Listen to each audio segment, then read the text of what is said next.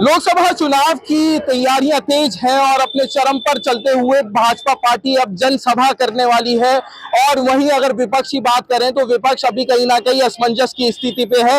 हालांकि बीएसपी का प्रत्याशी अपने दमखम के साथ चुनाव प्रचार कर रहा है, लेकिन अब जो वर्तमान में प्रदेश की स्थिति है उसको देखते हुए हम यहाँ पर मेरठ के घंटाघर इलाके में मौजूद हैं। पीछे घंटाघर है, मेरठ का मशहूर एरिया है यहाँ पर, और तमाम यहाँ पर लोग मौजूद हैं जिनसे हम वार्तालाप करेंगे और चुनाव की चर्चा करेंगे। जो प्रदेश में चल रहा है, प्रदेश में जो वर्तमान स्थिति है उसको देखते हुए भी क्या इनके विचार है और किस तरफ इनका रुख थोड़ा सा है वो जानने की कोशिश करेंगे। क्या नाम है भाई आपका? शहजाद कुरैशी। शहजाद भाई, ये बताइए कि अब जो स्थिति है वर्तमान में प्रदेश की, उसको लेते हुए आपको क्या लग रहा है कि चुनाव किस तरफ जाता हुआ है? देखिए, चुनाव की जो स्थिति है वो गठबंधन के पक्ष में जा रहा है, क्योंकि जिन मुद्दों पे माननीय प्रधानमंत्री जी ने सत्ता में आए थे उन मुद्दों पे वो खरे नहीं उतर पाए। 2 करोड़ प्रत्येक वर्ष रोजगार देने थे, वो नहीं दे पाए।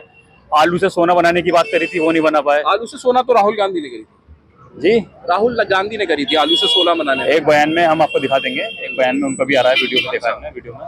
ठीक है, इस विषय पे बात हुई थी। और नाली के अंदर जो गैस है, नाली जो गंदा नाला होता है उसमें से गैस बना रहे थे, ये नहीं कर पाए। तमाम बातें वो तो खैर किसी की पर्सनल चीजों पे नहीं, हम मुद्दों पर बात करते हैं कि मुद्दे क्या आपको लग रहा है कि क्या मुद्दे हैं चुनाव के? हमारे यहाँ से जो गठबंधन के प्रत्याशी भानु प्रताप जी हैं मेरठ लोकसभा से, और राष्ट्रीय अध्यक्ष श्री अखिलेश यादव जी ने उन्हें टिकट दिया है, वो कुछ सोच समझ कर ही दिया है। क्यों? क्योंकि वो संघर्ष के आदी हैं, उन्होंने हमेशा जीवन में संघर्ष किया है। यदि बात करी जाए भाजपा के प्रत्याशी जो अरुण कोविल जी हैं, जिन्होंने राम की भूमिका भी निभाई है, हम राम नाम का सम्मान करते हैं, अरुण कोविल जी का भी सम्मान करते हैं, परंतु यदि दोनों का अंदर कंपैरिजन किया जाए तो इनके पीछे का कोई संघर्ष नहीं है अरुण कोविल जी का। और यदि बात की जाए भानु प्रताप जी की, इन्होंने जीवन में बहुत संघर्ष किया है। यदि बात की जाए ब्रजभूषण जी की, जो भारत के केंद्रीय मंत्री भाजपा सरकार के, उन्होंने उन पे आरोप लगाया था। हम बात सिर्फ मेरठ हापुड़ लोकसभा की कर रहे हैं फिलहाल। उसी विषय पर ये बताइए, उसी विषय पर कंप्लीट होने दीजिए श्रीमान महोदय। उन पे महिलाओं ने, महिला कुश्ती संघ की जो मतलब महिलाएं थी पहलवान, उनका आरोप लगाया था।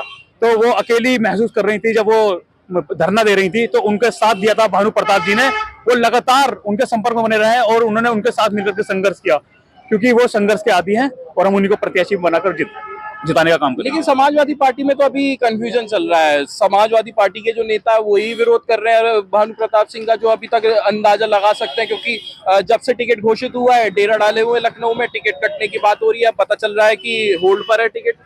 देखिए, राष्ट्रीय अध्यक्ष अखिलेश यादव जी और प्रदेश अध्यक्ष नरेंद्र पटेल जी ने स्पष्ट कह दिया है भानु प्रताप जी का टिकट है। यदि टिकट में फेरबदल होता है तो उस पर हम उस तरह से देखेंगे जो भी होगा। अच्छा, जैसे मुख्तार अंसारी के बारे में अभी चर्चा चल रही है, बताया जा रहा है कि जेल में उनको जहर दिया जा रहा था, ऐसे आरोप लग रहे हैं, कई तरीके के आरोप आप लग रहे हैं। क्या इससे भी फर्क डलेगा चुनाव पे? देखिए, बात यदि मुख्तार अंसारी की जाए तो ऐसे आरोप सामने आ रहे हैं कि उन्हें धीरे धीरे जहर दिया गया है। बाकी पोस्टमार्टम रिपोर्ट में ये स्पष्ट हो जाएगा क्या है। यदि बात की जाए मुख्तार अंसारी की, उनका इतिहास यदि देखा जाए तो उनके दादाजी भारत पाकिस्तान की जब उनका युद्ध चल रहा था, तो युद्ध के दौरान इनके दादाजी उसमें शहीद हुए थे और उन्हें उनकी बहादुरी के नाम पर भारत सरकार ने उन्हें महावीर चक्र से नवाजा था। तो मैं आपको बता देता हूँ, तो 60 से ऊपर मुकदमे। यदि मुख्तार अंसारी के चाचा की बात की जाए तो भारत के पूर्व उपराष्ट्रपति हामिद अंसारी उनके चाचा रहे हैं, उनका इतिहास रहा है, भारत के लिए उन्होंने बहुत योगदान दिया है। तो ऐसा मुख्तार अंसारी पे ऐसा क्या था कि जो उन्होंने उनके ऊपर 60 से ऊपर मुकदमे हैं? देखिए, ये विपक्ष के आरोप हैं और जो कुछ हद तक हम देख रहे हैं कि वो माफिया थे, खनन माफिया थे। यदि ऐसा है तो कोर्ट है, कोर्ट अपने तरीके से अपने काम किया, फिलहाल तो वो है नहीं। ठीक है सर, मुकदमे तो लगते रहते हैं। क्या मुख्तार अंसारी का जो केस हुआ है, जो तमाम आरोप लग रहे हैं और कहा जा रहा है कि ये जहर देके हुआ, क्या असर डालेगा क्या लोकसभा चुनाव पे? सर, इस बारे में मैं नहीं कह सकता कि क्या असर डालेगा नहीं डालेगा, क्योंकि ये चीज जब तक स्पष्ट रूप से सामने नहीं आएगी कि जैसे कि भाई ने कहा है पोस्टमार्टम रिपोर्ट है, उससे साबित हो सकता है कि जहर दिया गया है, ये स्लो पॉइजन दिया गया है, कुछ भी हो सकता है सर। बाकी मैं बताऊं मुकदमों के बारे में, तो मुकदमे तो आज के डेट में फ्री बराबर बट रहे हैं, नाम देख के मुकदमे लगाए जा रहे हैं। अब आजम खान साहब पे देख लीजिए, मुर्गी चोरी, बकरी चोरी, भैंस चोरी, शराब की दुकान का गल्ला चोरी, इस तरीके के मुकदमे लगाए जाते हैं। अब मुकदमे तो लगी जा रहे हैं, उनके बेटे को, उनकी बीवी को, उनके बच्चों को, उनकी बहू को, उनके पूरे परिवार समेत उन्हें मुकदमे लगा के डाल दिया। अब भी फिलहाल 7 साल की सजा हो गई है बेचारे को। इसका चुनाव पे कोई असर पड़ेगा आप लोगों के बीच में? सर असर तो पड़ता है, असर ऐसा पड़ता है सर, जब तकलीफ होती है ना, भाई हमारे मुसलमान, मैं मुसलमान हूँ, इसका मतलब ये नहीं मेरा भाई मुसलमान है, ये देश में जितने भी नागरिक हैं सब हमारे मुसलमान हैं। अगर आप देश की आज़ादी से आज तक देखेंगे तो हर एक मुसलमान ने हमेशा यही चाहा कि देश का प्रधानमंत्री एक हिंदू बने। पंडित जवाहरलाल नेहरू से आज तक मुसलमानों जो वोट दिए है, एक हिंदू प्रधानमंत्री को बनाने के लिए वोट दिए। तो हमारे लिए भाईचारे की कोई कमी नहीं है, हम तो मोहब्बत से देखते हैं। हमने प्रदेश का मुख्यमंत्री भी हमेशा चुना है तो एक हिंदू को चुना है। मेरठ हापुड़ लोकसभा सीट की बात करें, त्रिकोणीय मुकाबला है, बीएसपी, समाजवादी पार्टी, बीजेपी अभी तक ये है, और हो सकता है कि AIMIM का भी उम्मीदवार आ जाए। तो आपको क्या लगता है किस तरफ झुकाव है? जितनी भी पार्टी है सबको अधिकार है चुनाव लड़ने का, ठीक है। बाकी जनता पे डिपेंड होता है कि जनता किसको वोट दे, किसको। जनता से ही तो बात कर रहा हूं सर, मैं जैसा जनता के आधार पर अगर मेरठ के नागरिक होने की बात करूं तो जितने भी भारी व्यक्ति को टिकट दिया जा रहा है मैं उसके खिलाफ हूँ। चाहे सर वो बीजेपी हो, चाहे भारतीय जनता पार्टी हो, अपना कांग्रेस हो, या फिर अपनी समाजवादी पार्टी क्यों ना हो, अगर भारी व्यक्ति को टिकट दिया जाएगा उसका हम विरोध करेंगे, क्योंकि हम चाहते हैं कि हमारा मेरठ का ही नागरिक हो, मेरठ का ही ऐसा रहने वाला हो। सर कम से कम लगभग अगर हमें कुछ परेशानी होगी तो हमें, क्योंकि बस के किराए इतने महंगे हो चुके हैं, पेट्रोल इतना महंगा हो चुका है, तुरंत जाके बात कर लोगे, तुरंत जाके बात कर लेंगे उनसे। कोई भी अगर जीतेगा तो तुरंत जाके बात कर लेंगे। इनका कहना है कि बाहर वाले कैंडिडेट को टिकट नहीं देना चाहिए। आपको क्या लगता है? मैं भाई की बात पे समर्थन करता हूँ। नाम परिचय? मेरा नाम कालू प्रधान, व्यापार संघ अध्यक्ष, रेलवे रोड। अच्छा, मैं भाई की बात पे समर्थन करता हूँ कि देखो अभी हमारे पिछले 10 साल से बराबर माननीय राजेंद्र अग्रवाल जी सांसद रहे, उनकी कार्यशैली या उनकी रूपरेखा या उनका लोगों से रुझाव, मिलना जुलना, ये सब डिपेंड आता है मेरठ की जनता पर। और मेरठ की जनता ही, अभी एक थोड़ी देर पहले एक क्वेश्चन उठा था कि भानु प्रताप बाहर के हैं, अरुण गोविल भी तो बाहर के हैं। हम फिर अपनी माननीय प्रधानमंत्री, फर्क है, दोनों चीजों में फर्क है ना। समाजवादी पार्टी के जो भी आला नेता हैं, बड़े नेता हैं, विधायक है, लखनऊ जाके विरोध जता रहे हैं, उनको टिकट चाहिए। लेकिन बीजेपी की अगर बात करें, बाहरी कैंडिडेट भले ही हो, वो साथ मिलकर प्रचार प्रसार कर रहे हैं। नहीं, विरोध उन्होंने भी किया है, लेकिन हमारे माननीय योगी श्री आदित्यनाथ जी ने आके जो धारा 144 लागू है उसके अधीन भी चौधरी चरण सिंह में एक मीटिंग की। 144 लागू है और परमिशन लेके की जा सकती है। लेकिन उन्होंने एक मीटिंग की, उसी मीटिंग में अपना जो सुझाव था वो पास करा दिया। आप मेरठ की दिलों की धड़कन जो जनता है उससे पूछो ना, विरोध है या नहीं। जनता से ही तो बात कर रहा हूँ मैं। आप जनता में नहीं आते? बिल्कुल हम जनता में हैं, हम विरोध में हैं। अरुण गोविल के अलावा हमारे यहाँ के नेता नहीं है, मेरठ के नेता नहीं है।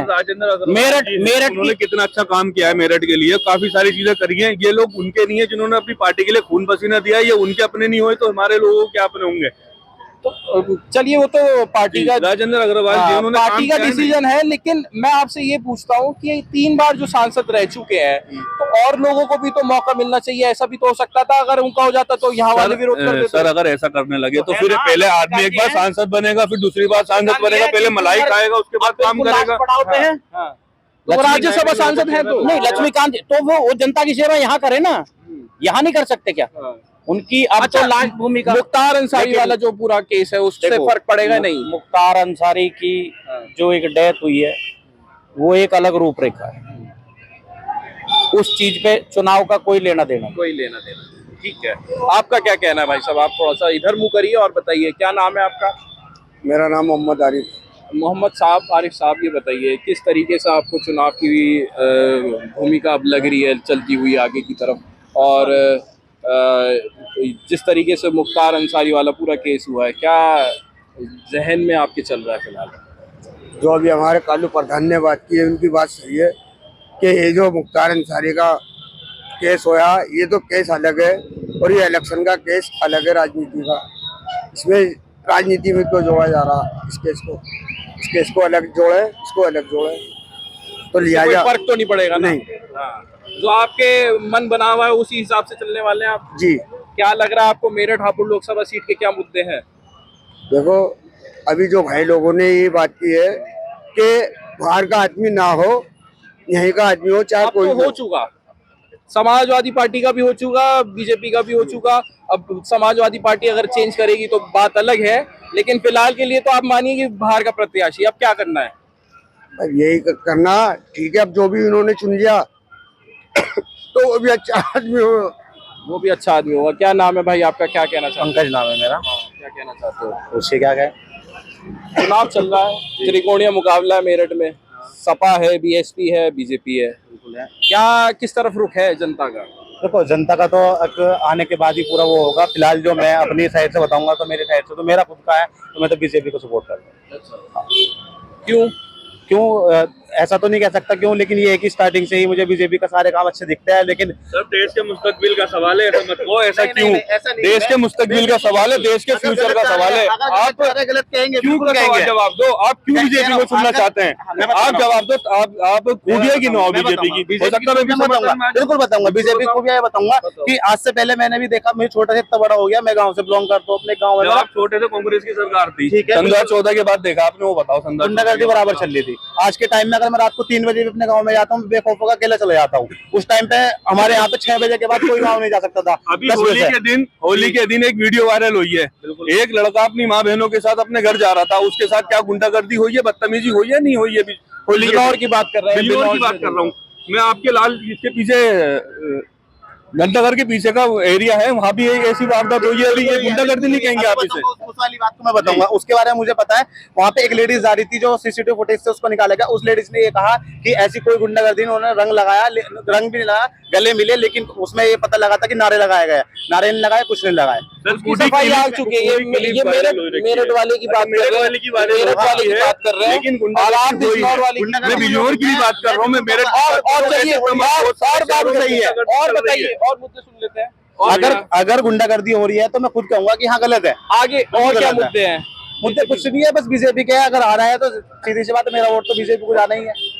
सर ऐसा मत तो बीजेपी को वोट जाना है। देखो, जिसका मेरे को दिख रहा है, जो मुझे दिख रहा है सही, मैं उसको वोट करूंगा। अच्छा, आपको जिसको दिख रहा है, उसको वोट करो। जिस तरह पल्ला भारी दिख रहा है आपको, उसी तरफ नहीं नहीं नहीं, ऐसा कुछ नहीं है। आप बसपा को कर दो, उसका पलटा भारी कर दो, मैं तब भी बीजेपी को वोट दूंगा। क्योंकि बीजेपी के काम मुझे दिख रहे हैं, तो इसलिए मैं बीजेपी को क्या क्या काम हुआ, यही तो जानना चाहिए। वही चीज तो मैं बता रहा हूँ अभी, कि जो गुंडागर्दी है सारी खत्म हो चुकी है। और इससे रोजगार देखो, रोजगार की बात ऐसी है, आप दूसरी भूखमरी बता रहा हूँ भूखमरी आओगे तब भी आपको खुद करके खाना है। अखंड भारत के सपने दिखाकर हमारा देश में चाइना घुस रहा है। सरकार लाओ, अखंड भारत के सपने आपको दिखाई जा रहे हैं। खाना खुद है, किसी का कुछ नहीं होना है, किसी का कुछ नहीं होना है। ये यहाँ के लोग थे जिनका ये कहना है। हालांकि मिक्स राय यहाँ पर देखने को मिली है। कुछ लोग सत्ताधारी पार्टी को समर्थन कर रहे हैं, कुछ लोग विपक्ष को समर्थन कर रहे हैं, लेकिन मिक्स यहाँ पर रिस्पॉन्स देखने को मिल रहा है। हालांकि ये वक्त बताएगा, जिस दिन मतगणना होगी, किसका पलड़ा भारी था ये जनता उस समय डिसाइड करेगी। बात करें अगर मुख्तार अंसारी वाले केस की, तो यहाँ पर मुख्तार अंसारी से जो भी केस हुआ है उस पे अभी जनता कोई रुख अपनाए हुए नहीं है। हालांकि इनके कुछ अपने मकसद, अपने मुद्दे हैं जिनको लेते हुए ये जनता यहाँ की वोट करने जा रही है। अनमोल शर्मा, TV9 उत्तर प्रदेश, मेरठ।